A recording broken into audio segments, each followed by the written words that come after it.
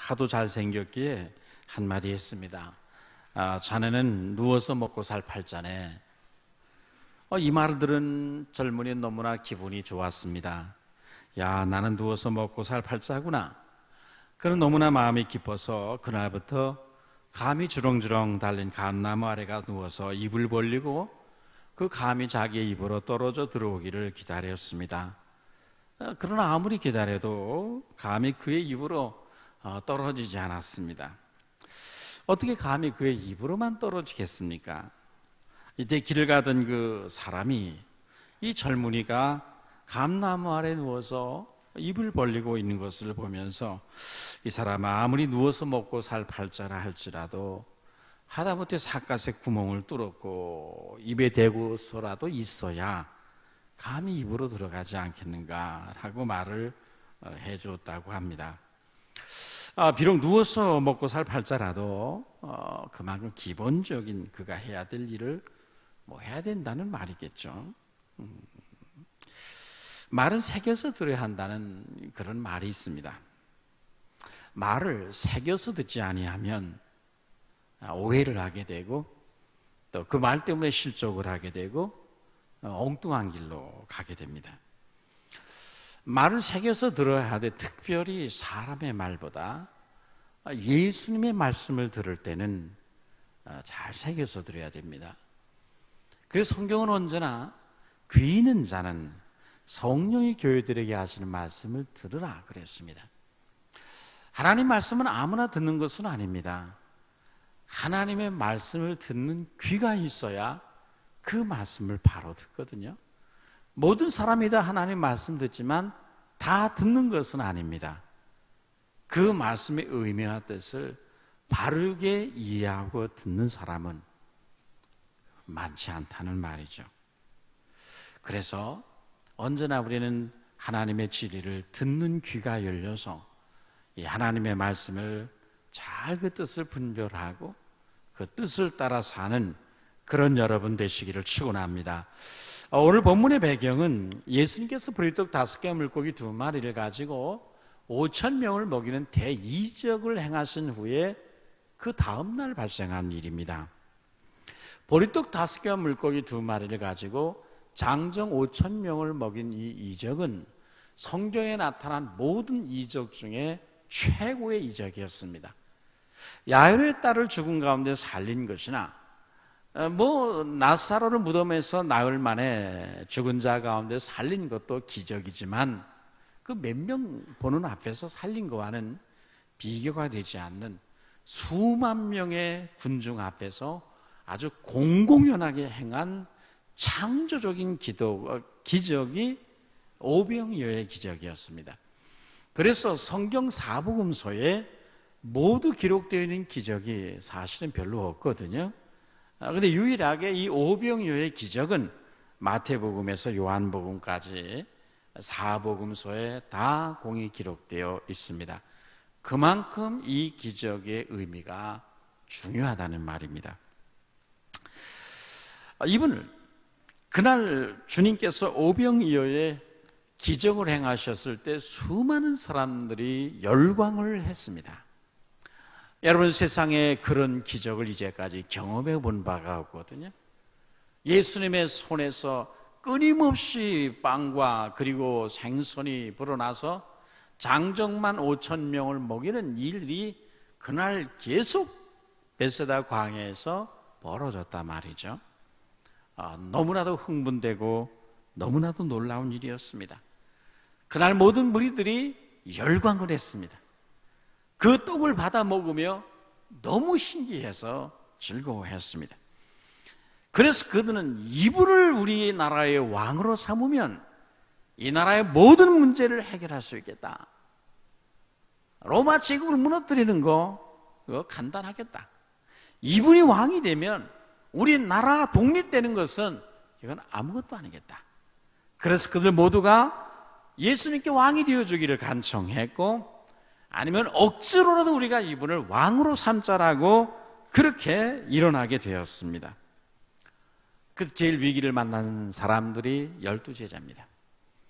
그들은 정치적인 메시아관을 이제 버리고 예수님을 이제까지 따르는데 갑자기 무리들이 세속적인 메시아관, 세속적인 임금으로 예수를 옹립하려고 하는 것을 보면서 예수님은 이 사상에 물들지 아니하도록 제자들을 빨리 배 타고 건너가라고 바다 건너편으로 보내시게 됩니다.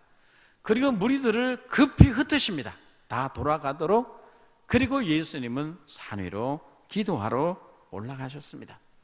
거기서 밤새도록 기도하시면서 지금 갈릴리 바다를 배 타고 건너가는 무리들이 밤새도록 풍랑과 싸우다 기진맥진한 것을 지켜보면서 새벽녘에 6시경에 예수님이 바다 위를 걸어서 그 제자들에게 다가가셔서 그들을 구하시고 그 배와 함께 가버나움 쪽으로 가시게 됩니다. 그 다음날 이 무리들이 어제 그 기적의 떡을 먹고 어마어마한 그 기적을 경험한 무리들은 그 흥분이 가라앉지 않았습니다. 그래서 그 다음날 다시 그 기적의 장소로 몰려나갔습니다. 어제 위대한 기적을 행하신 예수 그리스도의 그 놀라운 역사가 오늘도 일어나기를 기대하며 그 베세다 광야로 수만 명이 몰려들었습니다. 근데 가보니까 예수님이 거기 계시지 않았어요. 예수님이 이미 그날 새벽에 제자들과 함께 건너편으로 가버나움 쪽으로 가셨거든요. 그들이 거기서 예수님을 찾다가 결국 찾지 못하자 예수님의 사역 본부가 있던 가버나움에 혹시 계실지 모르겠다라고 생각해서 그들이 그 갈릴리 바다를 북쪽으로 완전히 돕니다. 돌아서 가버나움까지 가게 됩니다. 엄청난 열정이었죠. 결국은 그들은 가버나움에 가서 거기서 예수님을 찾아 만나게 됩니다. 대단한 열심이었고 주님을 향한 그들의 기대는 아주 열광적인 것이었습니다. 그런데 주님이 그들이 예수님을 찾아오자 그들을 향해 말씀하시기를 너희가 썩을 양식을 위하여 일하지 말고 영생하도록 있는 양식을 위하여 일하라고 말씀하셨습니다. 그리고 내가 영생하는 떡을 너희에게 주노니 나의 줄 떡은 그 세상의 생명을 위한 내 살이라. 내 살을 먹고 내 피를 마셔야 너희가 영생을 얻는다는 말씀을 하시게 됩니다. 요한복음 6장에 나오는 이 설교는 예수님의 설교 중에 가장 긴 설교 중에 하나였습니다. 유대인들은 깜짝 놀랍니다. 이게 도대체 무슨 말씀이지? 우리가 식인종인가? 어떻게 예수님의 피를 마시고 예수님의 살을 먹어야 우리가 산다는 말인가? 어떻게 우리가 예수님의 살을 먹고 피를 마신다는 것인가? 유대인들은 그 주님의 말씀을 이해할 수가 없었습니다. 차원이 달랐어요. 예수님은 계속 영적인 차원에서 말씀을 하시는데 그들은 계속해서 육의 차원에서 그 말씀을 듣고 생각하니까 도무지 이해가 될 수가 없는 말이었습니다. 오늘 여러분이 먼저 기억해야 되는 것은 예수님의 살과 피를 생명의 양식으로 먹는다는 말이 무슨 말이냐는 것입니다. 여러분, 예수님 말씀하신 그분의 살과 피는 무엇에 대한 말씀입니까? 우리 주님의 십자가의 고난을 염두에 두고 하신 말씀인 거죠. 주님은 십자가에서 그 몸을 찢기시고 상하심으로 말미암아 그분의 고난을 그것을 우리의 참된 영의 양식으로 내어주셨습니다. 그분의 거룩한 보혈을 흘리심으로 말미암아 그 피가 우리의 영원한 생명을 얻는 참된 음료가 되었습니다. 이제 사람들은 그분의 살을 먹고 그분의 피를 마셔야 영생을 얻게 됩니다. 그럴 때 우리는 삶의 만족과 기쁨을 아울러 얻습니다. 먹는다는 말은 무슨 의미입니까? 먹는다, 마신다는 말은 개인적으로 소유한다, 개인적으로 취하는 의미가 아니겠습니까?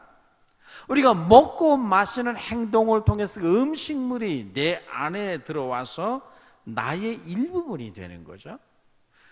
음료수를 마심으로 그 음료수가 내 안에 들어와 내 생명이 되고 내 존재의 일부가 됩니다. 그러므로 내 살을 먹고 내 피를 마시라는 말씀은 예수님의 십자가의 죽음과 고난, 그것을 나를 위한 고난이요 나를 위한 피 흘림으로 받아들이라, 믿으라, 그 말씀과 같은 것이죠. 그러면 세 가지 유익을 얻습니다. 첫째는 영생을 얻고 둘째는 그가 주님 안에 거하고 주님이 그 안에 거하는 연합된 삶을 삶으로 말미암아 의의 열매가 그 인생 속에 열리기 시작을 하고, 세 번째는 이제부터 주님으로 인하여 사는 삶이 시작이 됩니다. 57절에서 내가 아버지로 인하여 사는 것 같이 나를 먹는 자는 그 사람도 나를 인하여 살리라고 했습니다. 나를 인하여 산다는 말씀은 영생을 얻는다는 말씀도 되지만, 그분의 은혜로 매일매일 새로운 힘을 얻고 새로운 위로를 얻고 새로운 용기와 희망을 얻고 산다는 말이 되는 거죠. 이제부터 주님을 그의 인생의 구주로 영접함으로 말미암아 예수님이 그의 인생을 사는 데 힘이 되고 능력이 되고 위로가 되고, 괴로울 때 힘이 되고 약할 때 능력이 되어주신다는 그런 말씀입니다. 이것이 이제 65절까지의 내용입니다. 문제는 그때부터 일어났습니다. 예수님을 떠나가는 무리들을, 여러분 여기에 시선을 맞춰 보십시오. 주님이 내 살을 먹고 내 피를 마셔야 산다고 말씀하자 이상한 일이 벌어지기 시작했습니다. 이제까지 그토록 열광적으로 예수님을 따르던 사람들, 어제 이어 오늘 이틀 동안 계속해서 예수님을 찾아서 갈릴바다 베세다 광야까지 갔다가 다시 반대편 가버나움까지 온 수십 리를 걸어서 왔던 그들이 하나둘 물러가기 시작을 했습니다. 60절 말씀 보면 제자 중에 여럿이 듣고 말하되 이 말씀은 어렵도다. 이 말씀은 받아들이기가 너무 힘들다. 누가 들을 수 있겠는가? 수군거리기 시작을 했습니다. 66절에 보면 제자 중에 많이 물러가고 다시 그와 함께 다니지 아니하더라. 그토록 열광하던 사람들, 그토록 환영하던 사람들, 그토록 헤매고 예수님을 찾아 나섰던 그들이 다 떠나가고 그 이후로 다시는 예수님과 함께 다니지 아니했다고 했습니다. 여기 제자들이란 예수님이 12제자를 두고 한 말이 아니라 예수님을 믿는다고 자처하며 쫓아다니던 일단의 사람들을 의미합니다. 이들은 굉장한 열심을 가지고 그동안 열렬하게 예수님을 쫓아다녔습니다. 때로는 기적 앞에서 환호성을 지르며, 때로는 기적 앞에 박수를 치며 열광적으로 주님을 환영하기도 했습니다. 한때는 예수님을 위해서 목숨을 버릴 것 같이 그렇게 나서기도 했습니다. 주님을 향해 우리의 임금이 되어달라고, 아니면 우리가 강제로 억지로라도 예수님 당신을 우리의 왕으로 삼겠노라고 나섰던 사람이 그들이었습니다. 그런데 주님이 그들에게 십자가의 복음을 증거하시자 그들은 진리 앞에서 어렵다고 투덜대고 수근거리고 비난하더니 하나둘씩 물러가기 시작을 했습니다. 그러더니 다시는 예수님 앞에 나오지 않았습니다. 예수님께서 베푸시는 기적에 사람들은 환호했지만 예수님께서 말씀하신 진리의 말씀 앞에서는, 복음에 대해서는 고개를 갸우뚱거리고 수근거리며 비방했습니다. 그리고 떠나갔습니다. 열심히 하던 자리에서, 주님을 쫓던 자리에서, 은혜 받던 자리에서, 기쁨으로 순종하던 자리에서 그들이 물러가기 시작을 했습니다. 여러분, 오늘날도 많은 사람들이 물러갑니다. 실망 때문에 물러갑니다. 열심히 섬기던 자리에서, 헌신하던 자리에서, 말씀 듣는 자리에서, 예수님을 쫓던 자리에서, 기도의 자리에서 일어나 떠나갑니다. 그리고 다시는 주님 앞에 나타나지 않는 사람들이 많습니다. 왜 그럴까요? 그들은 왜 진리 앞에서 물러가는 사람들이 되었을까요?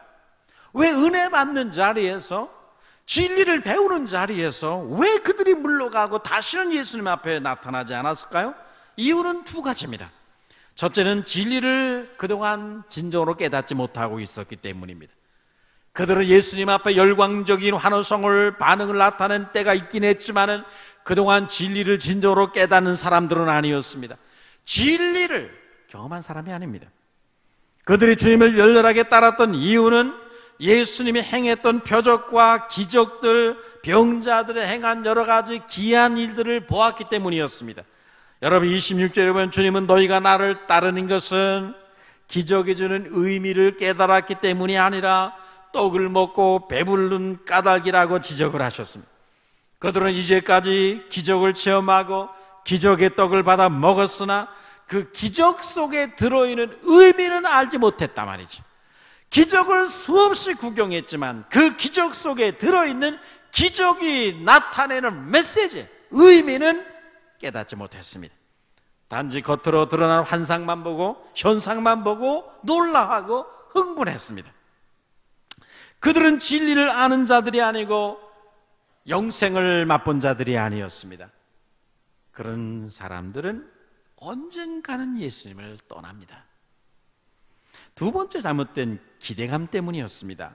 그들은 썩을 양식을 위해서 주님을 쫓아다닌 사람이었습니다. 그래서 예수님이 그들을 향해 너희는 이제부터 썩을 양식을 위해서 일하지 말고 영생얻도록 있는 양식을 위해 일하라고 말씀하는 것 아니겠습니까? 그들의 관심은 진리가 아니었어요. 기적이었습니다. 병 고치며 육신의 빵을 얻어먹는 것이었습니다. 사회 문제를 예수님을 통해 해결하는 것이었습니다. 병 고침을 구경하고 기적의 떡을 얻어먹고 그 국가가 당면한, 그들이 당면하고 이런 인생의 문제들, 무거운 짐들을 벗어버리는 것, 그것이 그들의 관심사였습니다. 그들의 호기심과 욕망과 명예와 이익을 위해서 예수님을 따라다니며 열심히 했습니다. 그래서 주님이 그들에게 기적을 더 이상 행치 아니하시고 십자가의 복음을 증거하시자 그들은 어렵다고 투덜대기 시작을 했습니다. 재미가 없다고 수근거리기 시작을 했습니다. 그러더니 하나둘씩 물러갔습니다. 그들이 임금되어 주기를 기대했으나 예수님이 정치적인 메시아의 길을 걷기를 거부하자 그들은 크게 실망을 했습니다. 그래서 실망했다고 말하면서 예수님 곁을 하나둘씩 떠나갔습니다. 여러분, 기적 때문에 예수님을 따라다니는 사람들은 기적이 끝나면 예수님 떠납니다. 병 고침 때문에, 교회 안에서의 명예와 이익 때문에, 사업 때문에 예수님 따르는 사람들은 그거 끝나면 예수님 버립니다. 세속적인 야망이나 욕망 때문에 명예를 위해서, 그리고 자기의 사업을 위해서 예수님을 따르는 사람들은 그 기대가 실망이 되면 결국에 가서 언젠가는 예수님을 떠난단 말이에요. 오직 누구만 남습니까? 진리 때문에 예수님 따르는 사람들, 진리를 경험한 사람들, 예수 안에서 영생을 맛본 사람들만 남습니다. 진리를 체험하고 영생을 맛본 사람들, 그들만이 끝까지 예수님 곁에 남습니다. 여러분은 어떤 사람이십니까? 여러분은 하나님의 진리를 체험하고 예수 안의 영생을 맛본 그런 사람들이 되시기를 축원합니다. 여러분, 제가 능력이 있어서 여기 밤낮 신실패한다고 광고하고 현수막 걸고 여기 능력의 정 불의 사자가 이 도남동에 오셨다 광고 붙이고 현수막 걸면 당뇨병, 암병, 허리 아픈 병, 피부병 제가 다 고친다면 아마 사람들 구름대처럼 몰려들 겁니다. 아마 여러분 전도하지 말라고 해도 매주일마다 대여섯 명씩 데리고 올 거요. 제가 밤낮 예수 믿으면 성공하고 출세하고 병 고치고 사업 번창하고 만사형통한다고 외쳐보십시오. 여러분, 도남동에는 실패한 사람들, 병 걸린 사람들, 출세하고 싶은 사람들, 국회의원 되고 싶은 사람들 다 몰려올 것입니다. 사람들은 그런 유사 복음에 언제나 열광합니다. 여러분, 제가 밤낮 윤리적인 설교할 수 있습니다. 자녀 교육은 이렇게 하고 부부 생활은 이렇게 하라, 인간관계는 이렇게 하라는 등 사회생활에 필요한 것들을 설교할 수 있습니다. 그것도 중요한 주제들입니다. 할 필요가 있습니다. 그러나 그것이 복음은 아닙니다. 그것이 우리의 영을 살리는 것은 아닙니다. 그런 내용들은 인간의 보편적인 윤리이자 가치입니다. 다른 종교들도 그런 소리는 얼마든지 할 수 있습니다. 그런 효를 말하고 정직을 말하고 예의를 말하는 것은 불교에도 있고 회교에도 있고 심지어 도교에도 있습니다. 그런 윤리적인 교훈이 필요하기는 하지만 그런 것이 인간의 영을 살리는 것은 아니라 말입니다. 그것 자체는 복음이 아니라 말이에요. 주님은 63절에서 살리는 것은 영이니 육은 무익하니라고 말씀했습니다.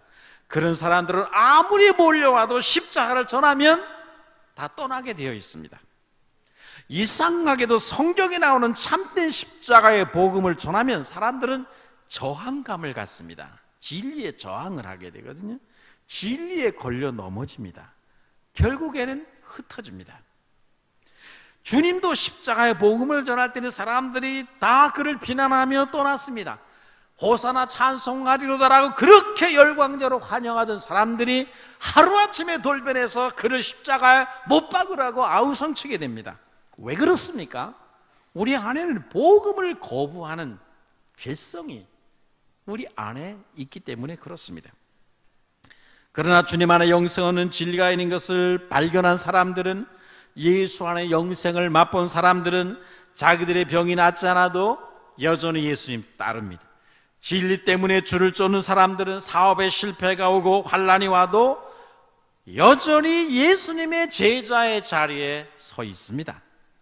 그러므로 교회는 기적을 기대하고 빵을 기대하고 성공을 꿈꾸며 나오는 사람들을 우리가 환영하고 모셔야 되겠으나, 그러나 궁극적으로 그들에게는 무엇을 줘야 되냐 하면, 은과 금은 내게 없거니와 내게 있는 것으로 내게 주노니 곧 나사렛 예수 그리스도의 이름으로 일어나 걸으라고 말할 수 있는 그런 교회, 그런 성도들이 되어야 하는 것이죠.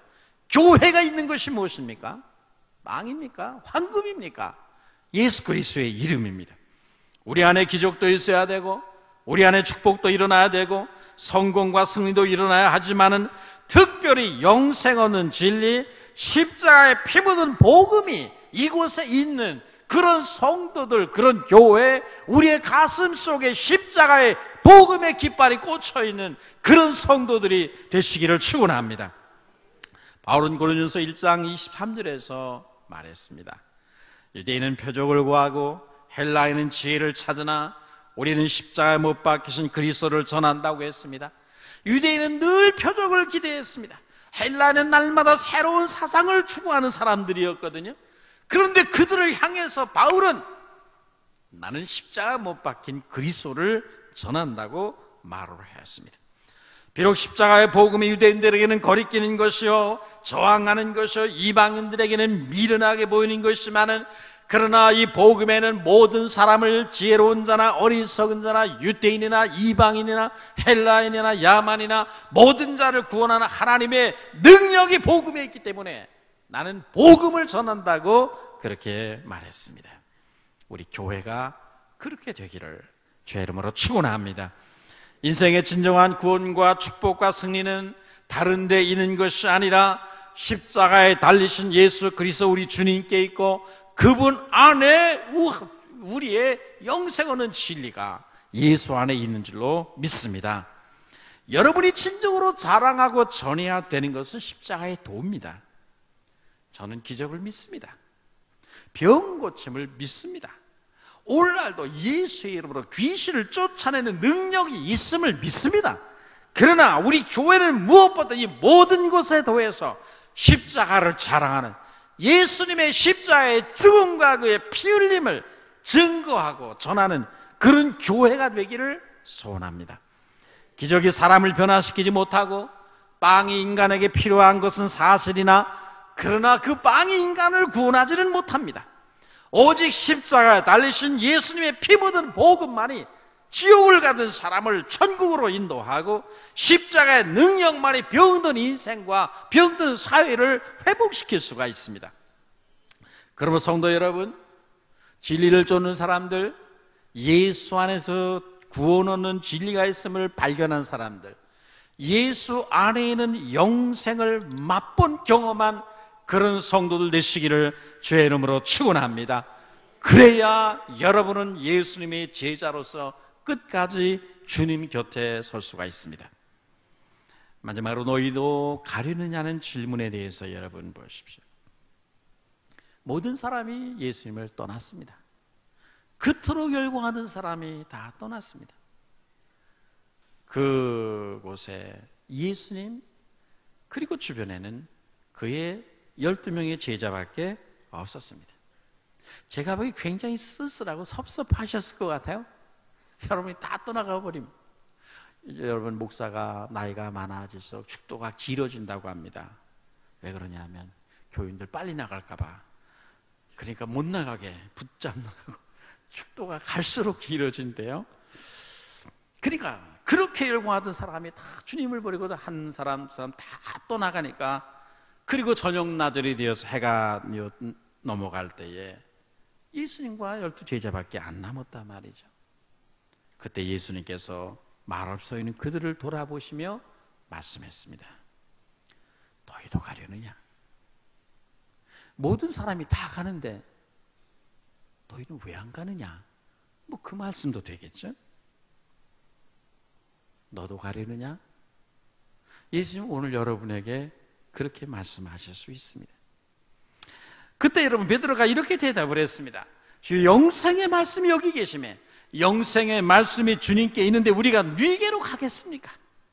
여기 영생의 말씀이 주님께 계시매, 여기 계시매라는 이 표현은 주님, 당신이 영생하는 말씀을 소유하고 계신데 우리가 이 세상 누구에게로 가겠습니까? 라는 반문이거든요. 유진 피터스는 이 말씀을, 이 구절을 이렇게 번역했습니다. 주님, 참된 생명, 영원한 생명의 말씀이 주님께 있는데 저희가 누구에게로 가겠습니까? 저희는 이미 주님이 하나님의 거룩하신 분임을 확신하며 주님께 인생을 걸었습니다. 이렇게 번역을 했어요. 당신만이 영생을 주는 진리를 갖고 계신데 우리가 누구에게로 가겠습니까? 공자에게 영생이 없는데 그에게 가겠습니까? 석가에게 영생 있는 진리가 없는데 우리가 어떻게 그에게 가겠습니까? 영생 없는 진리는 여기 주님께 있는데 우리가 주님을 떠나 누구에게로 가겠습니까? 우리는 주님께 인생을 걸었습니다. 내 인생은 주님과 주님의 진리에 걸었습니다. 이것이 시몬 베드로의 대답이었습니다. 그래서 이제 이 세상 사람이 다 주를 떠나버린다 할지라도, 모든 사람이 다 은혜를 받는 자리, 진리를 배우는 자리, 순종하는 자리를 다 떠나 제 길로 간다 할지라도 저는 결코 어떤 경우에도 주님을 떠나갈 수가 없습니다. 저는 제 인생을 주님께 걸었습니다. 저는 주님의 진리 안에서, 영생하는 진리 안에서 살다가 주님 품에서 죽겠습니다라는 이 대답이 베드로와 제자들의 대답이었고, 이 확신과 고백이 우리 모두의 것이 되기를 주의 이름으로 축원합니다. 오늘도 얼마나 많은 사람들이 예수님 앞에 이런저런 기대를 가지고 나왔다가 실망 속에서 주님을 떠나고 교회를 떠나는 사람들이 부지기수로 많습니다. 수많은 사람들이 주일마다 교회를 나왔다가 등록을 했다가 자신이 기대했던 일이 이루어지지 않을 때, 병이 고쳐지지 않을 때, 교회 나가면 당장 망했던 사업이 풀릴 것이라 생각했는데 그렇게 안 될 때, 감당하기 어려운, 듣기 곤란한 힘든 설교를 들을 때 실망합니다. 무리들처럼 주님을 비방하고 교회를 비난하며 떠나갑니다. 예수님을 위해 생명을 드리고 예수님을 위해 살 것처럼, 예수님을 위해서라면 목숨까지 내어놓을 것처럼 그렇게 열심내고 열광적이던 사람들이 어느 날 소리 없이 예수님 곁을 떠나간다는 말입니다.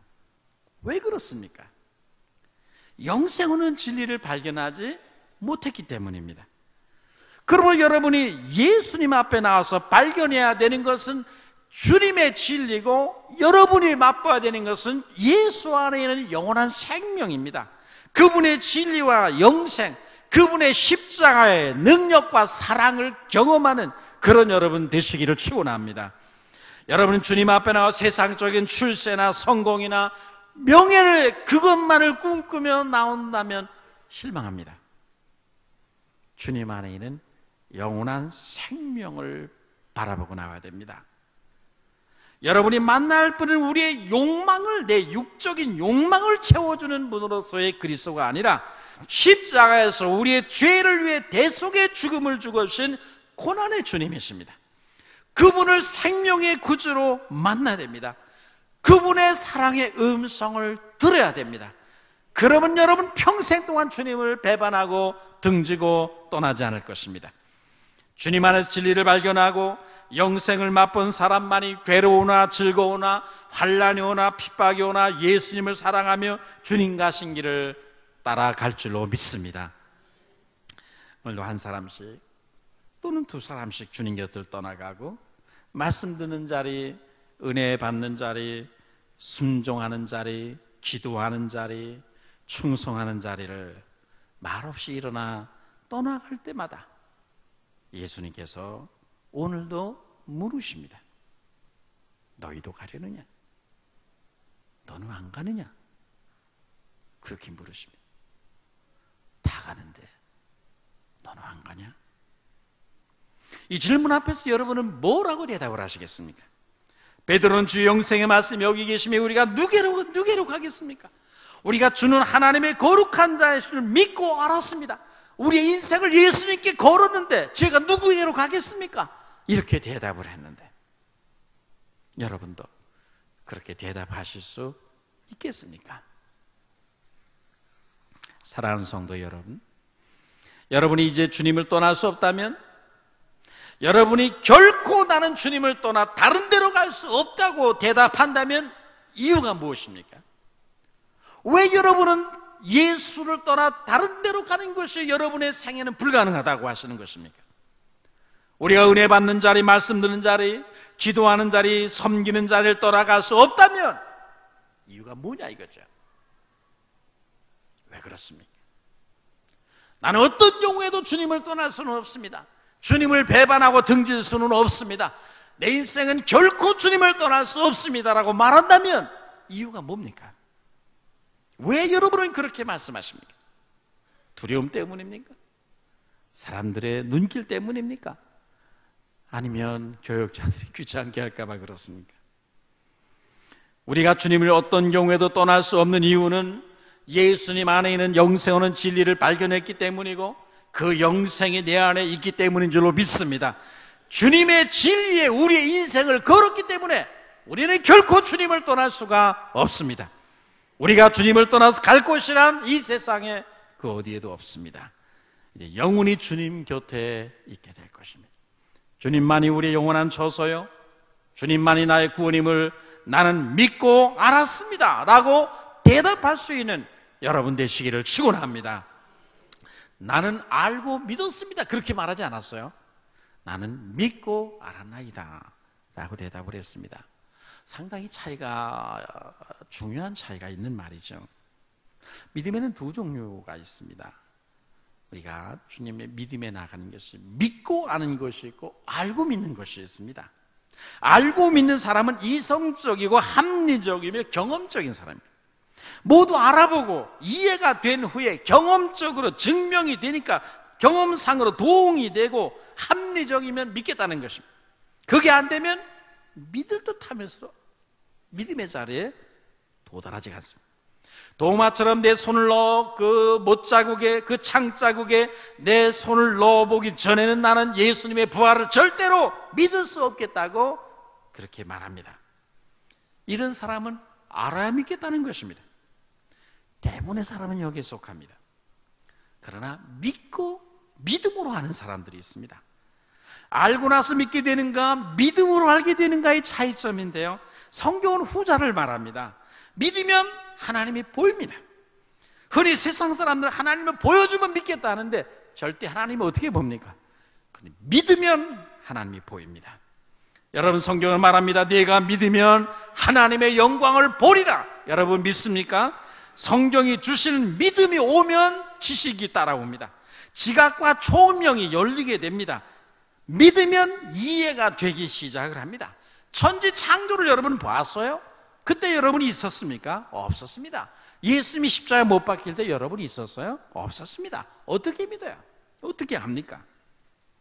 하나님께서 천지를 창조하신 것을 믿으니 그 후에 모든 것이 이해가 되고 풀리기 시작합니다. 순서는 먼저 진리와 믿음이 오고 다음에 아는 것입니다. 먼저 받아들이고 다음에 그러면 이해가 되기 시작합니다. 풀립니다. 성령이 주시는 믿음이 언제나 먼저 옵니다. 이성이 먼저인가 믿음이 먼저인가라는 주제 앞에서 베드로는 자신도 모르게 얼떨결인 것 같아. 제 생각에는 물론 성령이 그 배후에 계셨겠지만 믿고 알았나이다라고 이렇게 대답을 합니다. 신학적으로 아주 정확한 정답을 했거든요. 여러분, 믿음은 이성을 인도합니다. 믿음은 지성을 낳습니다. 그리고 믿음은 감정을 조절합니다. 믿음이 우선입니다. 여러분에게 하나님의 진리를 통해 성령 주시는 이 믿음, 이 은혜, 믿음에 의해서 지식과 총명의 문이 열려서 하나님께 속한 신비의 비밀에 속한 일들이 하나하나 이해되어지고 깨달아지고 알아지는 그런 역사가 있게 되기를 축원합니다. 믿음이 이성을 조종해야 됩니다. 믿음이 지성을 통제하게 됩니다. 참 믿음, 성령으로 난 믿음, 말씀으로 말미암아 하나님의 영이 일으킨 그 믿음으로 말미암아 우리의 삶이 인도돼야 되거든요. 그럴 때 어떤 어려움과 시험과 난관과 핍박이 닥쳐도 흔들리지 않은 것입니다. 여러분, 주님은 오늘도 우리에게 물으십니다. 예배 자리, 말씀 듣는 자리, 말없이 기쁨으로 순종하는 자리, 기도하는 자리를 한 사람씩 떠나갈 때 여러분에게 예수님은 질문하십니다. 너는 왜 안 가느냐? 너도 가려느냐? 사람들이 섬김의 자리를 하나둘씩 떠나가고 다시 그 자리에 돌아오지 않을 때 주님은 역시 우리에게 묻습니다. 너는 안 가느냐? 너도 가려느냐? 너도 가려느냐는 너희도 가려느냐고 물으시는 예수님의 말씀 앞에서 여러분은 뭐라고 대답을 하시겠습니까? 우리는 영생을 맛본 자요, 구원의 생수를 경험한 자요, 그리스도께 영원히 붙잡힌 사람입니다. 우리는 하나님의 진리에 우리 인생을 걸은 사람들입니다. 우리는 이제 결코 세상에 주는 쥐염 열매로는 우리의 배를, 영혼의 배를 채울 수 없는 천국의 상속자들입니다. 우리는 주님께 붙잡히고 진리에 사로잡혔습니다. 이제 우리의 인생을 주님께 걸고 그 진리에 걸었습니다. 그러므로 우리는 어떤 경우에도 우리는 주님 앞을 떠나갈 수가 없는 것이죠. 우리는 퇴각이 불가능한 사람들입니다. 우리에게 있어서 주님께 날마다 가까이 나가는 것은 가능하지만 뒤로 물러가는 것은 저에게 불가능합니다.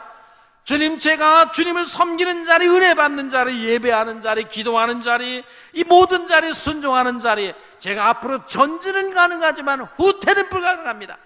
제 인생을, 저는 주님 앞에서 영생을 진리를 발견했고 제 남은 생을 예수님께 진리에 걸었기 때문에 그것은 저에게 불가능합니다. 이렇게 여러분이 대답할 수 있게 되기를 축원합니다. 주님, 나는 이제 주님에게서 영생 얻는 진리를 발견했습니다. 이것이 제 인생의 최고의 발견이었습니다. 예수님이 나 인생의 영원한 구주이십니다. 이제 내가 주님을 떠나서 산다는 것은 저에게는 상상도 할 수 없는 일입니다. 나는 주님께 내 인생을 영원히 걸었습니다. 이제 단 한순간도 주님을 떠나 사는 것은 저에게는 영원히 불가능합니다. 나와 내 집은 영원히 예수님만을 섬기며 살 것입니다 라고 대답할 수 있는 그런 여러분 되시기를 주 이름으로 축원합니다. 거룩하신 하나님, 은혜를 감사합니다.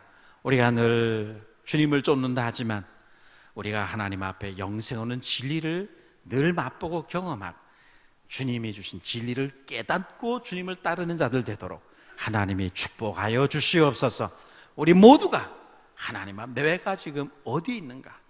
내가 예배한 자리, 기도하는 자리, 섬기는 자리, 예수님의 제자된 자리를 내가 쉽게 떠나지는 않는가를 늘 돌아보면서 우리 모두가 진리를 발견하고 영생을 맛본 사람들로서 예수 안에 영원한 구원이 있음을 깨달은 자들로서 내 인생에 결코 주님을 떠날 수 없다는 고백과 확신을 가지고 우리가 주님을 섬기도록 은혜를 베푸시고 이제 이후로 우리의 인생을 주님과 주님의 진리에 거는 그런 저희들 되도록 축복하여 주시옵소서. 예수님의 이름으로 기도하옵나이다. 아멘.